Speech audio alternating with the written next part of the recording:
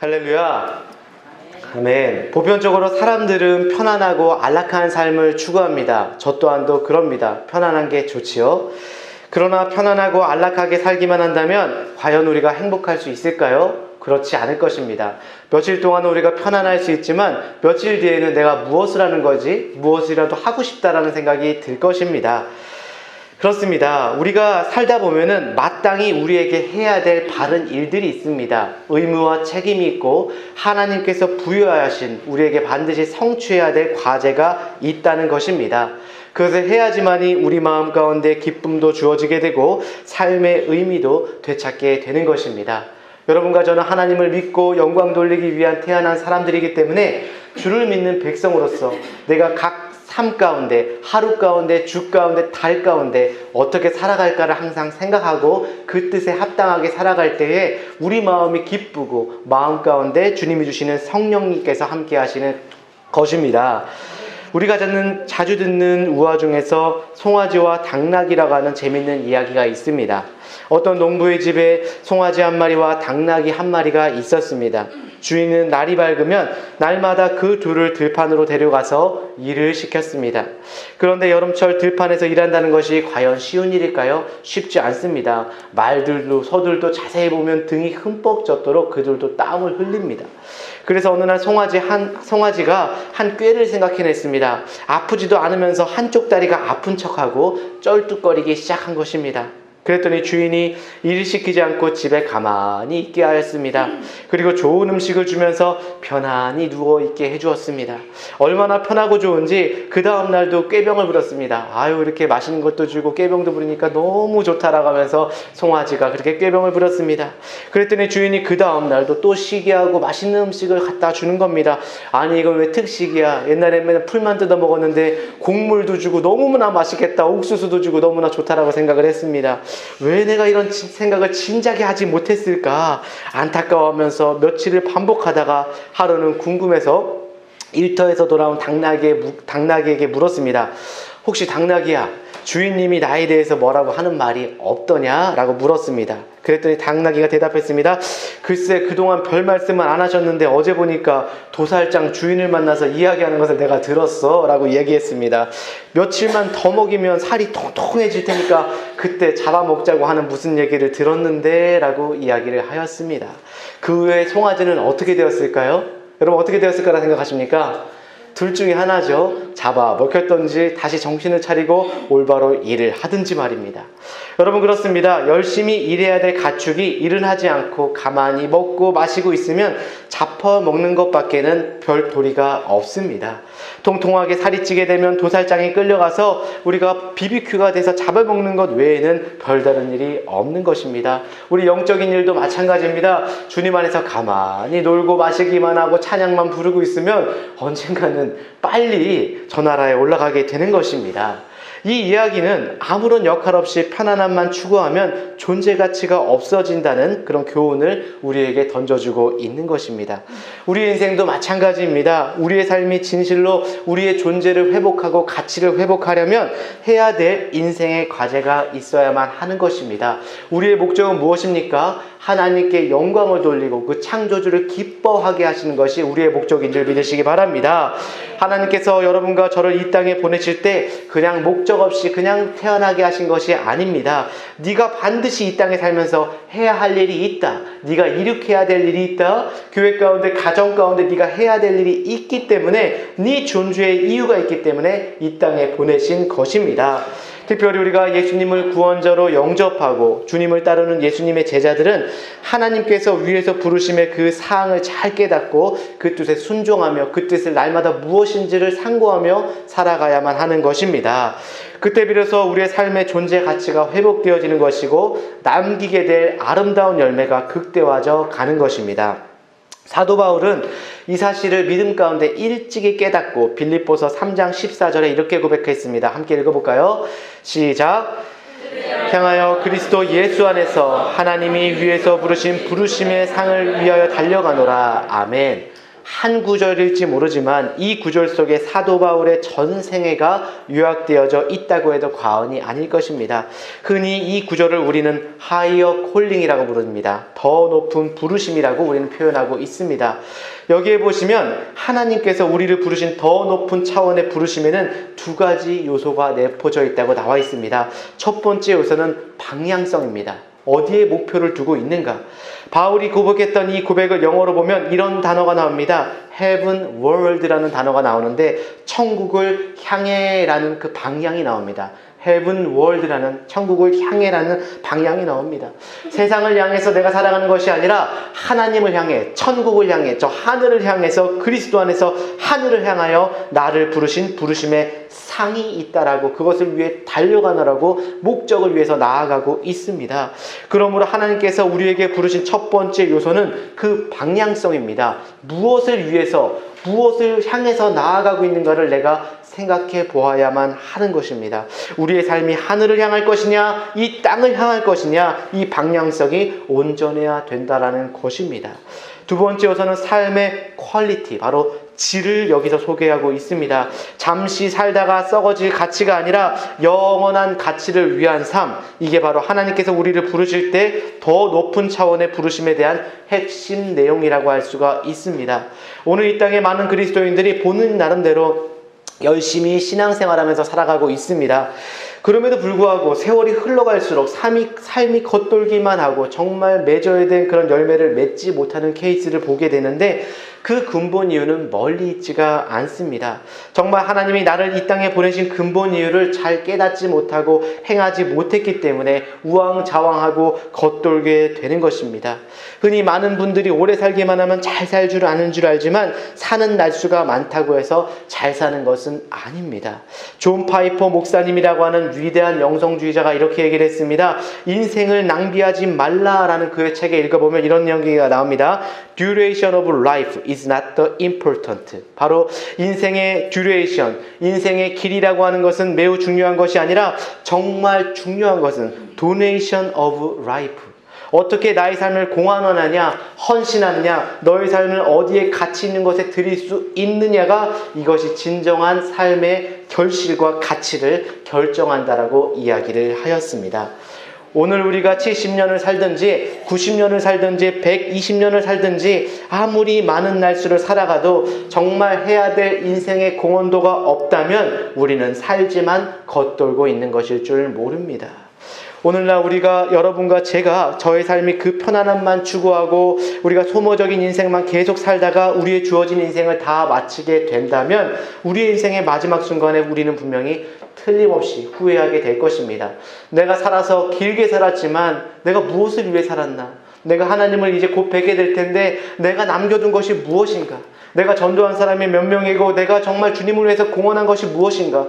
주님이 나에게 선하고 나에게 주신 축복이 있고 나에게 주신 명령이 있는데 나는 과연 그것을 지키면서 살았는가라고 분명히 남겨지지 않은, 얼마 남지 않은 시간을 위해서 후회하게 될 것입니다. 그러므로 아직 우리의 나일이 남아있을 때, 나의 시간이 다 하기 전에 하나님이 나에게 부르신 부르의 상이 무엇인지 정확하게 이해하고 더 높은 차원의 하늘의 부르심을 향하여 사는 것을 실천해야만 하는 것입니다. 우리가 어떻게 하면 하나님의 뜻을 분별하고 그 부르심을 따라 바른 인생을 살아갈 수가 있을까요? 더 늦기 전에 건강하고 우리가 힘이 있고 능력이 있을 때 그렇게 하시길 바랍니다. 제가 예전에 미국에서 처음 들어왔을 때 어깨가 부러져서 돌아왔을 때 건강을 회복해야 되겠다라고 해서 아침마다 산을 다녔습니다.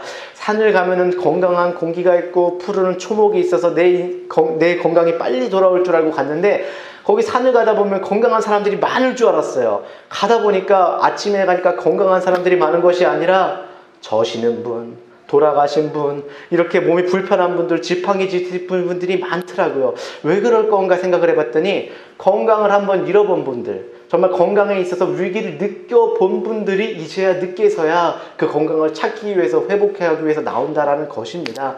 우리가 건강할 땐 잘 몰라요. 건강을 잃어보고 위기가 닥쳤을 때 그 순간에 하나님, 이제 내가 얼마 남지 않았습니다. 내 건강을 위해서, 내 삶을 위해서 나아가게 된다라는 것입니다. 더 늦기 전에 나아가지 마시고 건강할 때, 내 삶이 힘찰 때, 내 정신이 발랐을 때 하나님 앞에 더욱더 쓰임받는 여러분들 되시길 바랍니다. 오늘같이 봉독한 본문에 보시면 엘리야 선지자가 엘리사를 부르는 장면이 기록되어져 있습니다. 여러분들이 잘 알고 있듯이 엘리야는 참 위대한 하나님의 종이었습니다. 가장 악한 왕이었던 아합 왕 시절에도 하나님의 부르심 앞에 나아가서 갈멜산 전투를 하면서 800명이 넘는 아세라와 바알의 선지자들 앞에서 그는 주님의 이름을 높였던 사람입니다. 정말 감히 다른 사람들이 이루지 못할 많은 역할들을 용감히 담당했던 사람이었습니다. 그럴지라도 이제 그 위대했던 엘리야의 시대의 역할은 저물어가는 시점이 온 것입니다. 지금 엘리야의 마음속에 이제 나의 시대는 저물어가지만 문제는 내가 떠난 이후에 내가 나의 삶의 사명을 누가 나의 사명을 계승할 것인가가 문제가 남겨진 것입니다. 마치 모세가 시대가 끝나갈 때 여호수아를 세워서 새 땅을 정복하게 했던 것처럼 엘리야의 시대가 끝나고 나면 도래해야 할 그 다음 세대를 위해서 이 일을 담당할 일꾼들이 필요했던 것입니다. 그래서 하나님께서 이 엘리야를 보내셔서 엘리사를 부르시고 있는 장면이 오늘 본문의 장면입니다. 우리 한번 19절 한번 한 목소리를 읽어볼까요? 시작! 거기서 떠나 사밧의 아들 엘리사를 만나니 그가 12겨리소를 앞세우고 밭을 가는데 자기는 12째 겨리소와 함께 있더라. 엘리야가 그리로 건너가서 겉옷을 그 위에 던졌더니 아멘. 엘리야가 거기를 떠나라고 했는데 거기가 어디입니까? 바로 호렙산을 말하고 있습니다. 40주야를 달려가서 하나님을 깊이 만났던 그 장소, 그리고 하나님께서 세미한 음성 가운데 들려주신 음성을 들은 것입니다. 그때 엘리야는 하나님의 음성을 듣는 중에 특히 16절 말씀을 보시면 엘리사에게 기름을 부어 너를 대신하여 선지자가 되게 하라라는 말씀을 들었습니다. 엘리야는 이 분부를 받고 호렙산을 떠나서 엘리사가 있는 곳으로 40주야를 쉬지 않고 그는 걸어갑니다. 찾아가 보았더니 엘리사가 무엇을 하고 있었을까요? 19절을 한번 읽어보시면 다시 한번 읽어보겠습니다. 시작!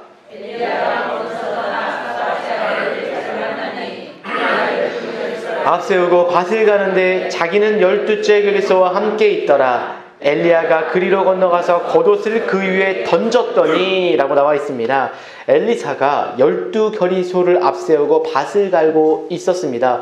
보통 그 소를 가지고 밭을 가는데 몇 마리 소를 갈고 합니까? 제가 시골에 갔는데 2마리까지는 봤어요. 12겨리소를 가지고 한다는 것은 엄청난 큰 마당을 짓고 농사를 짓는다는 것입니다. 12겨리소는 몇 마리가 될까요? 한 겨리가 12마리입니다. 그러므로 12겨리라면 24마리의 소를 데리고 밭을 갈고 있었던 것입니다. 이 정도 수준이라면 부자일까요? 가난한 사람일까요? 부자이죠. 저도 시골 살 때 농사 짓는 사람들을 봤기 때문에 잘 알지만 웬만한 집안에 소 3, 4마리만 가지고 있으면 괜찮은 집안이었습니다. 보통 1마리, 2마리 가지고 밭을 가는데 오늘 본문은 엘리사가 12겨리의 소를 가지고 밭을 갈았다라는 것입니다. 제법 부유한 그런 농사꾼이었습니다. 큰 땅을 가지고 있고 많은 소들을 거느리고 있으며 부유하게 편안하게 살 수 있는 그런 사람이었다라는 말입니다. 바로 이와 같은 엘리사를 찾아가서 엘리야가 자기 옷을 그 겉옷을 그 위에 던진 것입니다.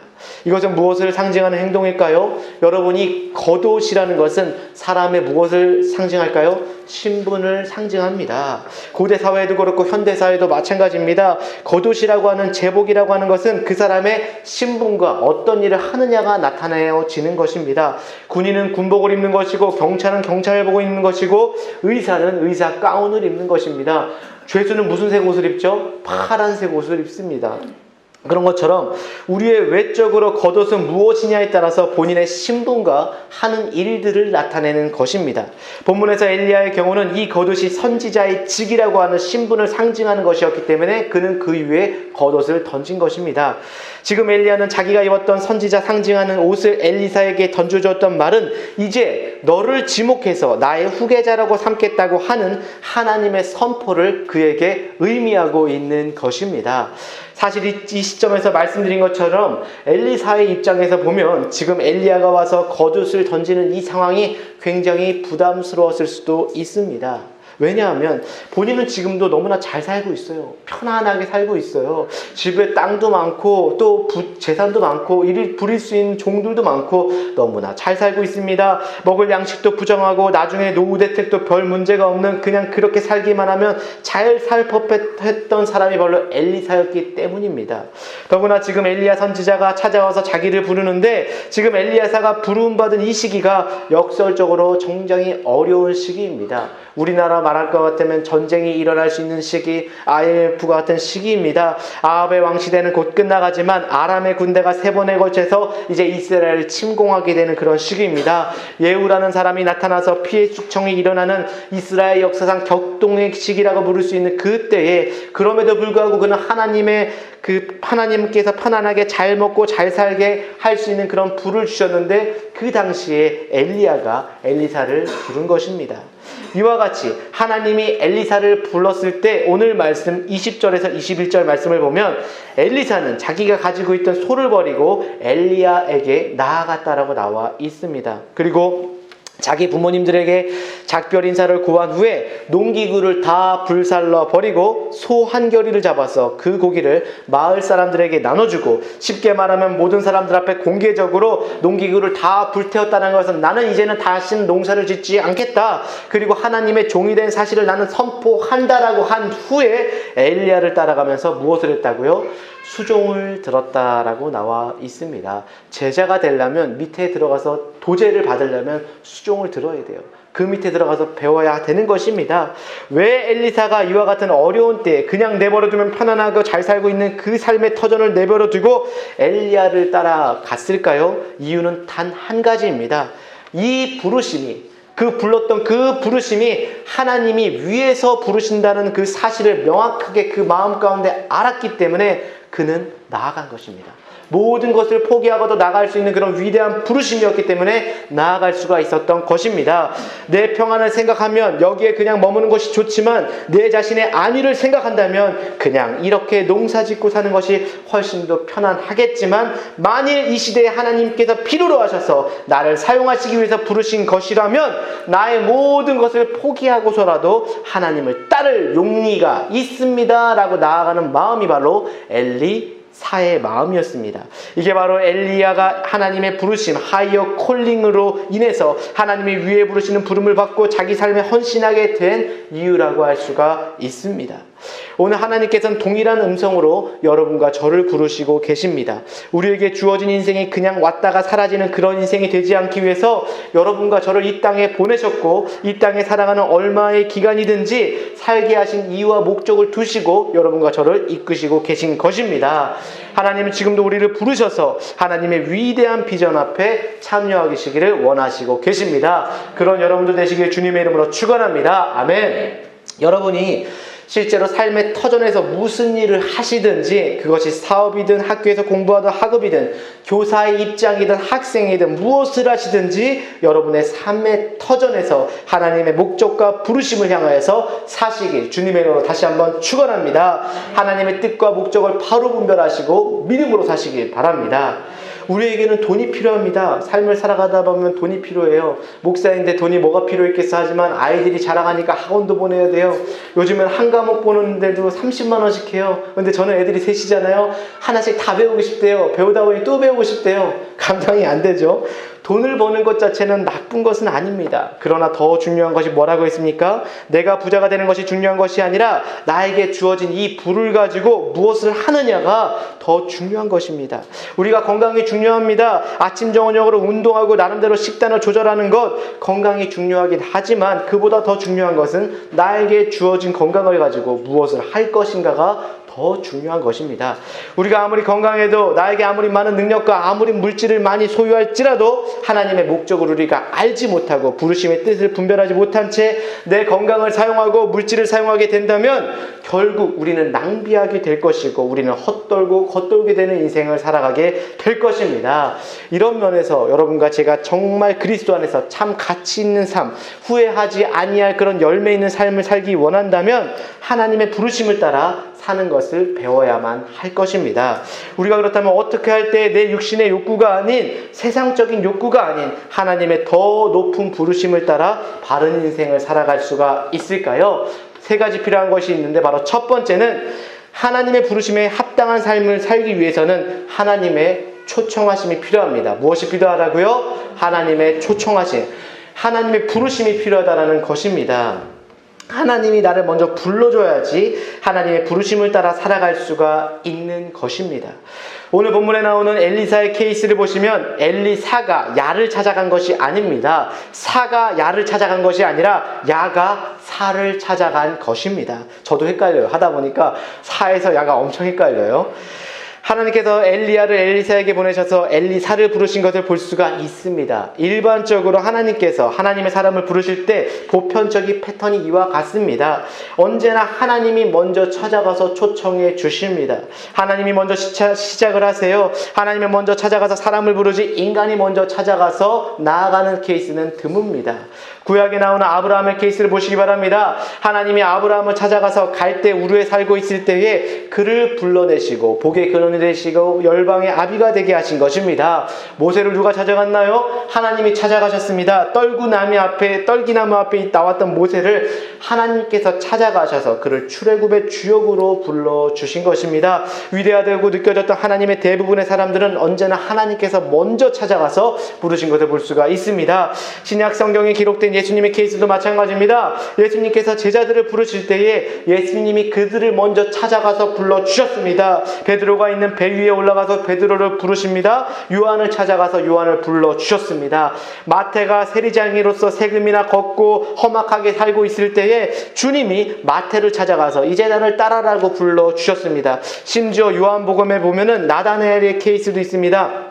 예수님께 나아올 때 주님께 이렇게 말씀하셨죠. 네가 무화과 나무 아래 있을 때 내가 너를 보았노라 라고 이야기하였습니다.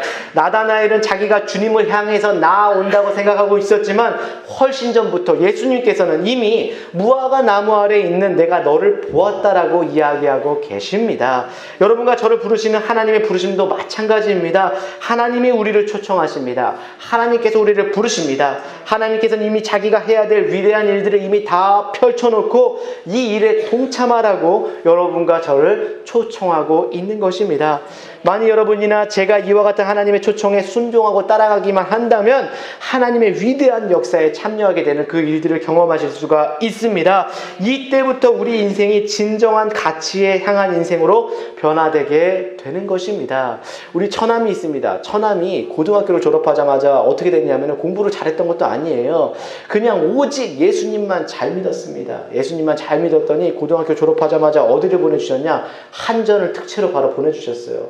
우리 장모님이 잘 못 먹이고 잘 못 입히고 보내줄 돈이 없어서 학원도 제대로 못 보내서 남한테는 주더라도 자기 자식은 못 걷어 입혔어요. 그랬더니 하나님께서 한전을 특채로 보내주셨습니다. 몇 천대 몇이에요. 그냥 들어갔어요. 한전에 들어가서 잘 살 줄 알았습니다. 자기가 그동안 못 냈던 옷도 사 입고 집도 사고 뭐 가족들이 어디 간다 그러면 우리 목사님이신 우리 매형이 그냥 가는 것이 아니라 KTX 특실 끊어준다고 막 끊어주던 그런 사람이었는데 이 일이 정말 자기의 부르심이 아니라는 걸 느꼈어요. 몇 년 하다 보니까 이 일은 나를 부르심이 아니야. 기쁨이 없어. 내가 정말 한전에서 잘해서 상도 줬어요. 그런데도 불구하고 이 일은 나의 부르심이 아니야 라고 해서 몇 년 만에 그것을 단호하게 거둬두고 지금은 선교사가 되기 위해서 훈련하고 있습니다. 왜냐하면 사람들은 그랬어요. 미쳤다. 예수님 믿으면서도 한전 다니면서 얼마든지 그 일할 수 있는데 왜 그러느냐? 사람들이 만류하고 말렸지만 그의 부르심은 그게 아니라는 것을 알았어요. 그의 부르심은 지금은 누군가에게 후원을 받아야 되고 아쉬운 소리를 해야 될 수 있지만 그의 부르심은 선교사라는 것을 알았기 때문에 그는 단호하게 결정하고 믿음으로 나아갈 수 있었던 것입니다.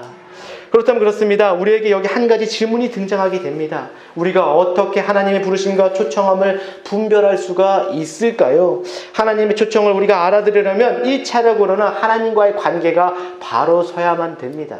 하나님과의 관계가 바르지 않고는 알 수가 없습니다. 정말 내가 하나님을 깊이 만나고 하나님의 깊은 사랑 관계에 들어가게 되면 하나님의 뜻을 알게 되는 것입니다. 하나님과의 관계가 바르지 않고 주일 한 주만 나와서 예배드리는 것으로 족한다면 하나님의 관계를 깨닫기가 힘들어요. 여러분, 부부관계도 마찬가지입니다. 사랑하게 되면 말하지 않아도 눈빛만 보면 그 의미를 압니다. 눈빛만 보면 왜 아픈지, 왜 슬픈지, 무슨 걱정이 있을지 알 수 있습니다. 꼭 말을 해야 알아듣습니까? 정말 깊이 사랑하게 되면 말하지 아니하여도 그 마음을 읽게 되고 그 뜻을 알게 되는 것입니다. 어떤 분이 이렇게 할 수 있죠? 우리 남편은 정말 모르던데 라고 할 수 있는 분들도 있을 것입니다. 그러나 깊이 사랑하게 되면 알 수가 있는 것입니다. 우리가 하나님을 사랑하게 되면 그 마음을 깨닫게 됩니다. 하나님과의 깊은 관계 속에 들어가게 되면 하나님의 그 심정을 알게 되는 겁니다. 하나님께서 이때 마음이 아프실까요? 저 영혼이 안 나오시면 마음이 참 쓰리실 거야. 내가 어떻게든지 내가 좀 부담이 되더라도 내가 전화 한번 해줘야지. 나오세요. 하나님께서 힘들어하십니다. 그런 심정을 알게 되는 것입니다. 우리가 하나님과의 관계가 깊어지지 아니하면 아무리 하나님께서 우리에게 많은 것을 보여주셔도 우리는 깨닫게 되지 못하는 것입니다. 신학교를 가잖아요. 많은 사람들이 와요. 한 130명 정도, 150명 정도가 신학교 1학년으로 들어옵니다. 신학과에 들어와요. 나중에 다 목사가 되고 전도사가 돼야 될 사람들이라 생각하지만 군대 갔다 오고 나면 한 40%로 줄어버립니다. 40%로 줄어버려요. 오지 않아요. 왜냐? 처음에는 목사가 되기 위해서 왔습니다. 이 땅을 붕식힙니다. 뭐합니다. 왔지만 없어요. 40%가 줍니다. 60% 정도 줄어요. 그리고 입학하게 되면 되게 나이 드신 분들도 많아요. 60대에서 오신 분도 있고 50대에서 오신 분도 있고 왜 오셨습니까? 라고 물어보면 제가 어렸을 때 하나님의 소명을 듣고 그 뜻을 받았는데 평생 하나님을 위해서 살지 아니하고 내 뜻을 위해 살다가 이 마지막에 하나님의 뜻을 부르심받고 왔습니다. 라고 오시는 분들이 많습니다. 이미 여러분들에게 하나님의 뜻이 있는 분들도 있습니다. 하지만 지금이라도 여러분들의 뜻을 돌이키시고 생각해 보시고 그 뜻 가운데 나오시는 여러분들 되시길 바랍니다. 그렇게 1차적으로는 하나님과의 관계가 깊어져야 하는 것입니다. 그리고 두 번째 해야 될 일이 내 삶의 구석의 현장에서 어떤 일이 일어나고 있는가를 우리가 주목해야 할 것입니다. 그러므로 우리가 여러분과 제가 말씀을 읽는 중에 하나님의 음성을 들을 수 있어야 돼요. 오늘 예배 중에 우리가 하나님의 말씀을 들을 수 있어야 되고 기도하는 중에 나를 초청하시는 하나님의 그 음성을 들을 수 있어야만 합니다. 때에 따라서는 어떤 분이 간증하는 말씀을 듣고 어떤 경우에서는 선교적인 도전 앞에서 하나님이 나를 초청하고 계시는구나 부르심의 음성을 듣고 하나님의 부르심 앞에 네 하고 나아갈 수 있는 여러분들이 되어야 된다는 것입니다. 여러분은 위대한 역사 속으로 그때 예스 하실 때 함께 들어가게 되는 것입니다. 흔히 교회 안에서 하나님의 일을 부탁하고 모이자고 하면은 굉장히 부담스럽게 생각하는 분들이 있습니다. 때에 따라서는 좀 빼는 분들도 있습니다. 뭐 이런 핑계 저런 핑계 대면서 나오질 않아요. 뭐 이렇게 저렇게 핑계 대면서 나오지 않아요. 그런 분들이 계시는데 여러분 한 가지 기억하실 거는요. 하나님이 여러분들을 사용하시고 만나겠다고 부르시는 것은 무엇과도 비교할 수 없는 큰 축복이라는 것을 깨달으시기 바랍니다. 하나님이 여러분의 삶을 사용하시기 위해서 여러분들 초청하신다면 이보다 감격스럽고 좋은 축복의 기회는 없습니다. 이것을 기억하시고 이 주일 예배가 소중한 줄 믿으시기 바랍니다. 마태복음 20장에 보시면 예수님께서 들려주신 비유 중에 하나가 포도원의 비유가 나옵니다. 포도원의 일꾼을 구하려고 장터에 나가서 아침부터 시작해서 오후까지 일꾼들을 계속 부르시고 계십니다. 나가보니까 노는 사람도 있고 기다리는 사람들도 있습니다. 또 나가보니까 노는 사람이 있어서 데리고 오십니다. 유대인의 시각으로 11시라고 하는 것은 하루에 1시간, 마지막 1시간을 남겨주고 있는 시간이에요. 우리로 치면 아침 9시부터 이래서 한 6시 정도 되는 시간, 아침에 9시간, 8시간, 10시간 일한 그 마지막에 1시간을 남겨둔 시간이 돼서 나갔더니 그로에도 장터에도 놀고 기다리는 사람들이 있어서 그 사람도 포도원에 데리고 와서 일을 시키는 내용이 주님께서 하신 포도원의 비유입니다. 여기서 예수님께서 무엇을 말씀하시는 걸까요? 우리의 인생이 세상의 장터에서 시간을 보낼 수도 있고 주님의 포도원에서 시간을 보낼 수도 있다는 사실을 교훈하고 있습니다. 여러분이 만일 아무리 세상에서 오랜 동안 장터에서 시간을 보낸다고 할지라도 장터에 있는 동안 아무리 많은 일을 하고 여러 가지 재산을 소유하고 장터에 보낼 시간이 위대할지라도 장터에서 있던 시간은 허무한 시간이라는 것입니다. 아무런 가치가 없는 시간이에요. 그러나 만일 마지막 1시간일지라도 마지막 순간일지라도 하나님의 포도원에 들어가서 일을 하게 되면 그 순간부터는 하나님이 카운트하기 시작하시는 시간입니다. 그러므로 하나님과 여러분이 저를 초청하셔서 나의 포도원으로 들어가서 일해라 라고 말씀하실 때 이제 내가 너를 갖다 지명하여 불렀나니 이제는 너는 내 것이라고 말씀하셨을 때는 정말 할렐루야 라고 하고 감격과 감사함으로 그 일에 순종할 때 그것이 여러분들의 인생 가운데 축복이 될 것입니다. 이와 같이 여러분이 하나님의 부르심에 합당한 삶을 살려면 1차적으로는 하나님의 초청이 필요합니다. 하나님의 부르심이 있습니다. 그 부르심에 순종하시고 그 부르심이 미리 있었다라면 그 부르심에 순종하시는 여러분들 되시길 주님의 이름으로 축원합니다. 두 번째, 우리가 하나님의 부르심에 합당한 삶을 살기 위해서는 믿음의 결단이 필요합니다. 무엇이 필요하다고요? 믿음의 결단. 아무리 하나님께서 우리를 초청해 주셔도 결단함으로 따라가지 아니한다면 하나님의 부르심에 부응해서 살아갈 수가 없습니다. 엘리사를 불렀다고 합시다. 엘리사를 불렀는데 엘리사가 그것을 결단하지 아니하고 나는 잘 살고 있습니다. 나는 이게 좋습니다라고 한다면 믿음의 역사가 쓰여질까요? 안 쓰여질까요? 쓰여지지 않습니다. 오늘 20절 말씀 다시 한번 보시기 바랍니다. 엘리야가 엘리사를 불렀을 때 엘리사가 어떤 반응을 보였는지 함께 읽겠습니다. 시작! 소를 버리고 엘리야에게로 달려가서 이르되 청하건대 나를 내 부모와 입맞추게 하소서. 그리한 후에 내가 당신을 따르리이다. 엘리야가 그에게 이르되 돌아가라. 내가 내게 어떻게 행하였느냐 하니라. 아멘. 우리가 얼핏 이 말씀을 읽어보게 되면 엘리야의 부름에 대해서 변명하는 유보적인 자세를 보이는 것처럼 엘리사의 행동이 느껴질 수 있습니다. 왜냐하면 신약성경 누가복음 9장에 보시면 예수님께서 이런 말씀을 한 기록이 나옵니다. 제자를 부르시는 장면에서 어떤 사람이 나와서 말합니다. 부모에게 가서 인사하고 올 수 있도록 하십시오. 그때 주님께서 말씀하시기를 쟁기를 들고 뒤를 돌아보는 자는 하나님 나라에 합당하지 않다라고 그런 말씀을 하신 적이 있기 때문에 아마도 엘리사의 경우에는 부모님께 작별 인사한다는 것이 변명같이 느껴질 수 있을지 모르지만 오늘 본문의 경우는 그런 케이스가 아닙니다. 정말 엘리사는 부모님께 작별하고 길을 떠나기 위해서 부모님께 간 것입니다. 그래서 21절을 계속 보시면 말씀드린 것처럼 그는 온 마을 사람들이 다 보는 앞에서 소를 잡아서 고기를 나눠주고 모든 자리 다 보는 앞에서 농기구를 다 불살라버리고 다시는 되돌아오지 않겠다는 결단 가운데 하나님의 부르심에 따라서 길을 가는 것을 볼 수가 있습니다. 여러분, 하나님께서 부르실 때는 여러분들 그것들을 내려놓고 가져야 될 용기가 있어야 되는 것입니다. 내 삶이 아프리카든 내 삶이 미국이든 내 삶이 지금 이곳이든 하나님의 부르심에 따라 자기의 것을 옳지 않은 것이라면 내려놓을 수 있어야 되는 것입니다. 이 순간부터 엘리사는 더 이상 그 마을에 속한 사람이 아니요 어떤 인간관계 속에 속한 사람이 있는 것이 아니라 오직 한 분 하나님을 향한 삶으로 그 인생이 발걸음하게 된 것입니다. 물론 이와 같은 결단이 결코 쉬운 결단이 아닙니다. 결코 쉽지 않습니다. 하나님께서 결단을 주실 때는 하나님을 택하면 이것을 버려야 될 게 많아요. 인간적으로 보면 모든 걸 다 버려야 되는 것 같아요.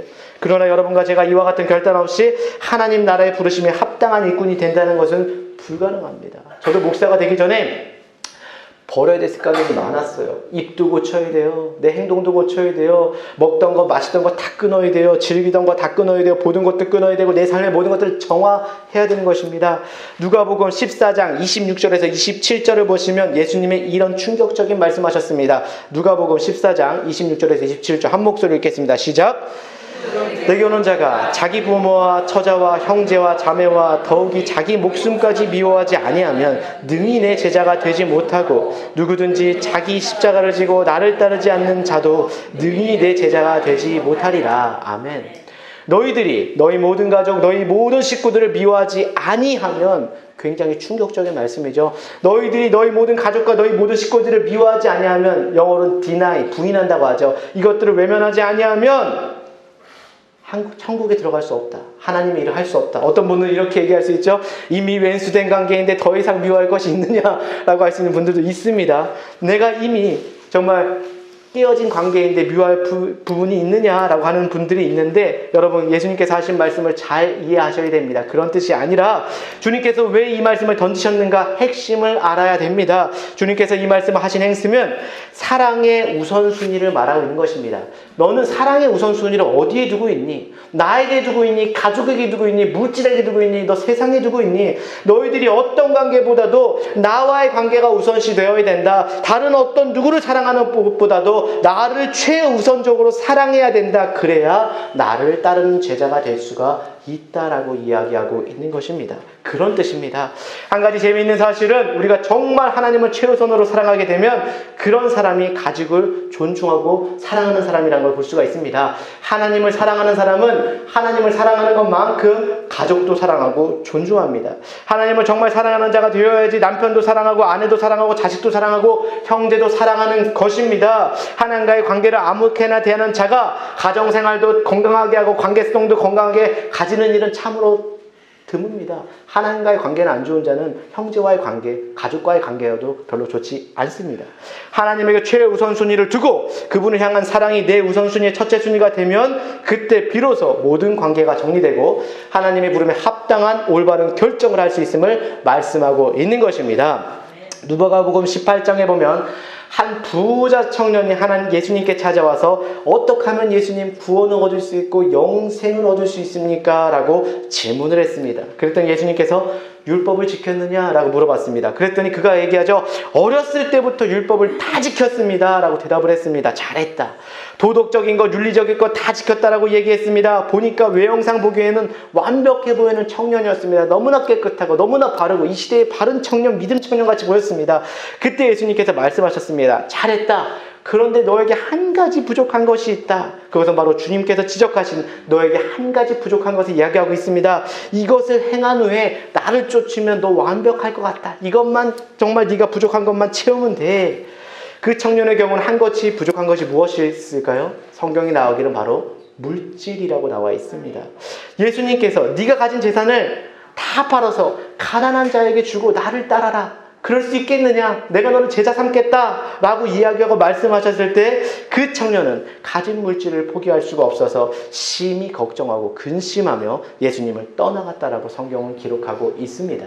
엘리사와는 완전히 반대죠. 모든 농기구를 불태우고 가족과 작별을 구하고 떠나온 엘리사와는 반대로 심히 걱정하며 떠났더라. 이 한 가지 때문에 이 청년은 지옥 갔을 겁니다. 그 청년은 가진 물질을 포기할 수 없어서 예수님을 심히 걱정하며 고민하며 떠나갔다고 성경은 기록하고 있습니다. 거기서 근심하면서 주님을 떠나갔다는 그 표현은 헬라어 원문을 보면 떠나가고 다시는 데려오지 않았다라는 의미가 내포되어져 있습니다.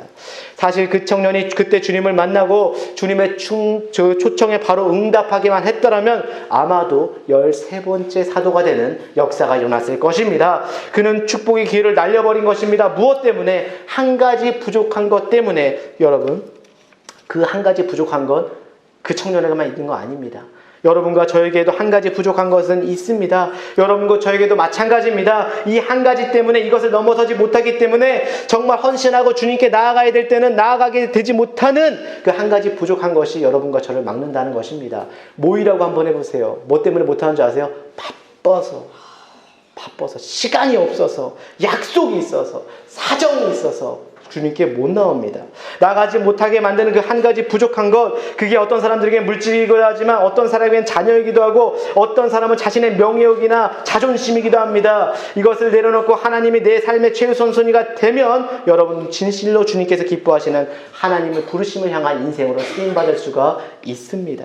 이와 같이 우리 모두가 하나님께서 나를 부르시는 부름 앞에 바르게 쓰임받으려면 1차적으로는 하나님께서 나를 부르심을 기억하고 초청에 응해야 됩니다.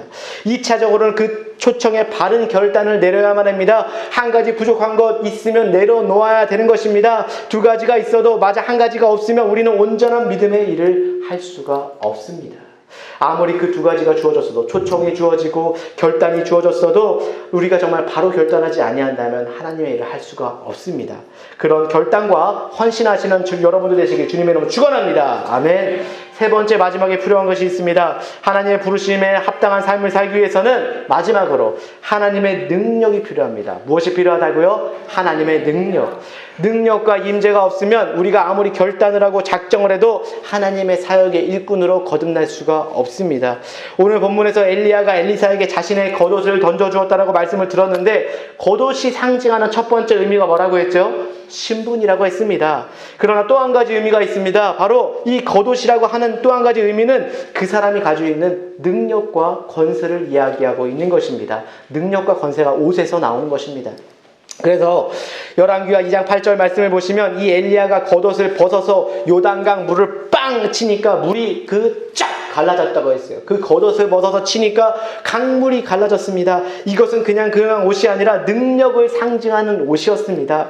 열왕기하 2장 14절을 보게 되니 이제 엘리야가 회오리 바람을 타고 하늘로, 하나님께서 불병과 불말을 타고 하늘로 승천해서 올라갑니다. 엘리야를 데리고 올라가는 거예요. 하나님께서. 엘리야는 떠나갔지만 엘리야가 떠나간 후에 남겨두었던 것이 있습니다. 바로 그것은 바로 겉옷이었습니다. 엘리야가 떠나가면서 겉옷을 훅 엘리사에게 던져줬어요. 그래서 엘리사가 그 옷을 가져가서 그 옷을 주워봅니다. 그리고 그 옷을 가져가서 어떻게 했어요? 똑같이 요단강 문을 빵 쳤더니 똑같이 강물이 이리저리로 갈라졌다라고 성경은 고백하고 있습니다. 그러므로 지금 비록 엘리야는 떠나갔지만 그가 남기고 갔던 겉옷, 이것이 바로 엘리사에게 임했던 능력을 상징하고 있는 것입니다. 마치 예수님께서 승천하신 후에 그 제자들을 남겨놓고 떠난 것이 있는 것처럼 예수님께서 마지막 승천하실 때 제자들에게 무엇을 남겨놓고 가셨죠? 성령, 보혜사 성령님을 남겨두고 가신 것처럼, 그 약속을 남겨놓고 가신 것처럼 엘리사에게 그 겉옷을 남기고 가신 것입니다. 누가복음 24장 49절에 이렇게 말씀하셨습니다. 함께 읽어보겠습니다. 시작. 내 아버지께서 약속하신 것을 너희에게 보내리니 너희는 위로부터 능력이 입혀질 때까지 이 성에 머물라 하시니라. 아멘. 너희들이 지금 이 예루살렘 성을 떠나서는 안 된다. 아버지께서 약속한 것이 있는데 그 약속한 것이 위로부터 내려오는 능력인데 이 능력을 덧입게 될 때까지 이것을 떠나지 말아라 라고 이야기하고 있습니다. 누가는 특별히 이 대목에서 능력을 입힐 때까지라고 사용하였습니다. 위로부터 내려오는 그 능력, 파워를 입을 때까지, 옷 입게 될 때까지 이곳을 떠나지 말라라고 이야기하고 있습니다. 그래서 예수님의 제자들은 주님이 승천하신 후에 주님의 분부를 받들어서 한 장소에 모여서 약속한 것이 올 때까지 떠나지 않고 기도했습니다. 그 장소가 어디였습니까? 마가의 다락방이라는 곳이었습니다. 예수님께서는 승천하시고 떠나가셨지만 주님께서 약속을 남기고 하신 그 약속의 현장, 그들은 그 약속을 가슴에 품고 열흘 동안 오로지 기도하는 것에 전념한 결과 오순절날 성령님께서 강력하게 임하셨고 그 성령이 임재가 각 제자들에게, 사람들에게 진실한 일꾼으로 설 수 있도록 능력과 권세를 부어 주신 것입니다. 아무리 제자들이 3년 동안 훈련받았다고 하더라도, 아무리 제자들이 세상적인 지식이나 능력을 많이 소유했다고 할지라도 위로부터 내려오는 이 성령의 능력을 덧입게 되기 전까지는 제자들은 아무 일도 할 수가 없었습니다. 그러나 그들이 비록 연약하고 초라한 존재들이었지만 마가의 다락방에서 성령이 임하는 그 순간 바로 그 자리에서 교회가 시작된 것입니다. 성령님께서 임하시는 그 자리에서 비로소 복음의 역사들이 일어나게 된 것입니다. 새로운 복음 운동이 펼쳐지게 되고 유대 땅과 사마리아 땅 끝까지 이르러 예수님의 복음이 전파되어지는 출발점이 거기부터 시작된 줄 믿으시기 바랍니다. 그러므로 우리가 결단하였다면 누구로부터 능력을 받아야 돼요? 성령으로부터, 하나님으로부터 능력을 받아야 될 줄 믿으시기 바랍니다. 오늘 여러분과 저에게도 이 능력이 정말로 필요합니다. 삶을 살아갈 때, 가정을 살아갈 때, 인생을 살아갈 때 필요합니다. 우리가 아무리 많은 지식을 가지고 능력이 있어도 하나님 나라 일꾼으로 우리가 쓰임받을 수가 없습니다. 하나님의 교회 안에 물론 건물들도 필요하죠. 하나님의 교회 안에 조직도 필요하고 시스템도 필요합니다. 교회가 큰 건물을 짓고 좋은 조직도 갖추고 돈도 많아야 되고 프로그램을 운영한다고 할지라도 정말 임해야 될 이 능력, 성령이 없으면 교회는 껍데기와 같이 되는 것입니다. 어쩌면 오늘날 여러분과 제가 기도해야 될 가장 중요한 기도 제목이 여기 있습니다. 하나님의 말씀을 붙잡고 약속을 붙잡고 이곳을 떠나지 않고 우리 교회가 자주자주 모여서 함께 기도하고 능력이 임하기를, 성령이 임하기를, 우리 가정 가운데, 자녀 가운데, 아내 가운데, 남편 가운데 임하기를 기도해야만 할 것입니다. 그때 능력이 임할 때에 정말로 진실되게 변화되어지는 것입니다. 그때 성령이 임하면 내 자신이 변합니다. 여러분이 변하고 우리 교회가 변하고 이 가정이 변하고 비로소 동네가 변하고 이 나라와 이 땅이 변하실 줄 믿으시기 바랍니다. 하나님 지금도 이곳에 오셔서 좌정하시고 역사하고 계십니다. 하나님의 구속의 역사를 이루기 위해서 지금도 곳곳에서 이루시고 계십니다. 지금 이 시간 11시에 예배드리는 모든 교회 가운데 함께 계시고 그 예배를 받고 계십니다. 각 사람의 예배와 심려를 감찰하시고 그 마음 가운데 조명해 주시고 계십니다. 이 하나님의 위대한 사역 현장에 여러분 한 분 한 분을 지금 초청하고 계신 것입니다. 여러분 하나님의 이 초청에 순응하셔서 나를 부르시는 더 높은 차원의 부르심을 향해서 달려가게 될 때 여러분들은 진정한 신앙인으로서 가치를 회복하게 될 때고 참된 열매를 향한 바른 인생을 시작하게 될 것입니다. 늦어도 상관없습니다. 내 인생의 문이 닫히기 전에 결단하시면 됩니다. 늦었더라도 주님께서 부르시는 그 포도원에 들어가시면 되는 것입니다. 그때부터 카운트 되는 겁니다.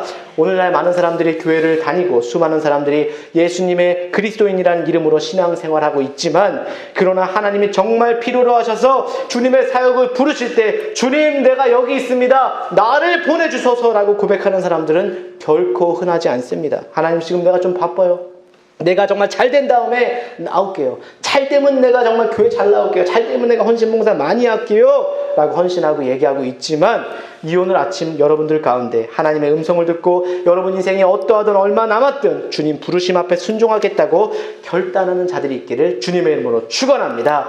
여러분 한 번밖에 살지 못하는 인생입니다. 두 번 사는 것도 아닙니다. 그냥 두면 세월은 흘러가는 것입니다. 언제까지 이 흐르는 세월만 카운트하다가 우리 인생의 마지막을 맞이하게 될 것입니까? 주님 오시기 전에, 내 인생의 수명이 다하기 전에 나를 부르시는 그 주님의 음성을 듣고 그분이 나에게 부여하신 그 목적을 바로 향하여 바르게 달려갈 결단이 지금 우리에게 필요한 것입니다. 여러분 이 시간에 기도할 때에 정말 주님이 나를 부르시는 이 부름을 한번 생각해 보시고, 부름을 한번 상기해 보시고, 그 부르심을 향해 나아갈 수 있는 힘을 갖고 나아갈 수 있는 능력을 달라고 기도하시기 바랍니다. 또한 저희 몸된 열방교회가 주님의 부르심을 받고 마지막 시대의 비전과 꿈을 이루는 데에 쓰임받는 교회가 될 수 있도록, 그런 목회자가 될 수 있도록, 재직들이 될 수 있도록, 성도들이 될 수 있도록 기도해 주시기 바랍니다. 기도하는 중에 성령이 임하고, 기도하는 중에 하나님의 기적과 역사들이 일어나고, 기도하는 중에 생명이 뜨거워져서 진정한 성령의 변화를 경험하는 기도의 현장이 되도록, 이것을 놓고 여러분 모두가 한 목소리로 남편과 자녀와 아내와 교회와 우리 가정과 이웃을 위해서 주여 삼창하시고 기도하겠습니다. 주여, 주여, 주여. 사랑의 하나님 아버지 감사합니다. 하나님 이 시간에 주님 오시기 전에, 우리 인생이 다하기 전에 나를 부르시는 음성을 듣고 주님이 나에게 부여하신 그 목적을 향하여서 바르게 나갈 수 있는 능력의 자가 될 수 있도록 인도하여 주시옵소서. 하나님 이 시간 기도할 때 정말 주님이 나를 부르시는 그 상을 보게 하시고, 목적을 보게 하시고, 방향을 보게 하시고, 그 부르심을 향해서 바로 나갈 수 있는 힘을 주시옵소서. 또한 저희 몸된 교회가 부르심을 받고 이 마지막 시대에 귀하게 쓰임받는 성령의 교회가 되게 하시고, 모이기를 힘쓰고 정말 주님을 우선시하는 자들이 되게 도와주시옵소서. 바쁘다고 내가 사정이 있다고 못 나오는 것이 아니라 정말 주님을 향해서 믿음으로 나올 수 있는 자가 되게 도와주시고, 남편에 이끌리고 세상에 이끌리고 아버지 정말 못 나오는 것이 아니라 정말 주님을 향해서 결단하고 믿음으로 나올 수 있는 용기와 헌신을 더하여 주시옵소서. 하나님이 나를 찾으시고 필요로 하는 그 순간에 하나님께서 부르실 때 주님 내가 여기 있습니다, 나를 써주세요, 나를 보내주세요 라고 고백하는 사람들이 될 수 있도록 인도하여 주시옵소서. 세상의 어둠 가운데 자고 있고 세상의 어둠 가운데 헤매고 있을 때 깨어서 기도하고 믿음으로 나갈 수 있는 자들이 될 수 있도록 인도하시고, 한 번밖에 살지 못하는 인생 가운데 흘러가는 세월만 카운트하다가 살아가는 것이 아니라 믿음으로 살아가는 우리들 될 수 있도록, 그런 열방교회 될 수 있도록, 성도들 될 수 있도록 인도하여 주시옵소서. 하나님 감사합니다. 아직도 세상 장터에 참된 부르심의 목적을 알지 못한 채 방황하며 헤매며 삶을 낭비하는 형제 자매와 성도가 있다면, 하나님이 이 아침에 주님의 음성을 듣고 주님의 부르심 앞에 돌아서게 도와주시옵소서. 남은 생애가 얼마가 있든지 주님의 목적을 위해서, 주님의 영광을 위해 달려갈 수 있는 하나님 나라 백성들이 다 될 수 있도록 인도하여 주시옵소서. 하나님 저희 몸된 교회가 그렇게 쓰임받기 원합니다. 목회자들이 쓰임받기 원하고 재직과 성도들이 쓰임받기 원합니다. 성령의 역사가 있는 교회가 되게 하여 주시고, 기름 부음과 기적이 일어나는 성령의 쓰임받는 교회가 되게 하여 주시옵소서. 주님의 목적을 성취하는 데 쓰임받도록 은혜와 축복 내려 주시옵소서.